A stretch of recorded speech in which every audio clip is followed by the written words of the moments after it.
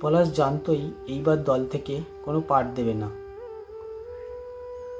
গতবার চাকদা নাট্য উৎসবে মতিঝিলের কান্না নাটকে বড় পাঠ পেয়েছিল, কিন্তু পুজোর আগে দোকানে এত ব্যস্ততা ছিল যে পাঠ ভালো মুখস্থ হয়নি।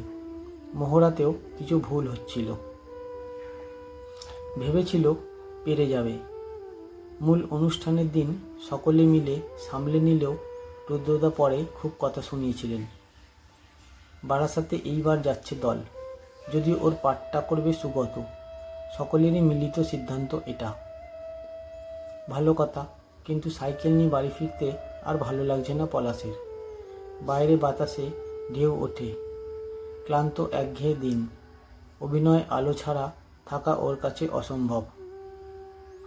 তুলিকা মনমরা পলাশকে দেখে বুঝতেই পেরেছিল নাটকের দলে আজ কিছু ঘটেছে। শুধু খাওয়া শেষ করার অপেক্ষায় ছিল। ঘুমানোর আগে পলাশের বহুদিনের অভ্যাস একটু বই পড়া। আজ বইপত্র থেকে দূরে চেয়ারে চুপ করে বসে থাকা মানুষটাকে দেখে মায়া লাগছে তুলিকার।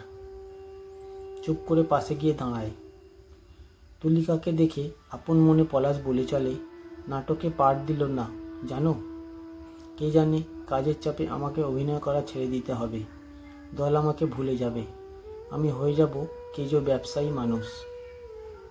ইস, কি অসম্ভব কষ্ট পেয়েছে মানুষটা আজ। তুলিকা বলে, না কাল তুমি মহড়াতে যাবে। রুদ্রদাকে বলবে ছোট হলেও পাঠ দিতে, অভিনয় করবে তাতে।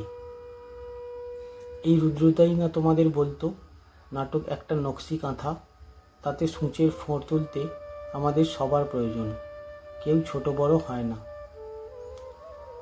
আজ বারাসাতে নাট্য উৎসবে মতিঝিলের কান্না নাটকটি পরিবেশন করবে পলাশের দল, রানাঘাটের কুশীলব।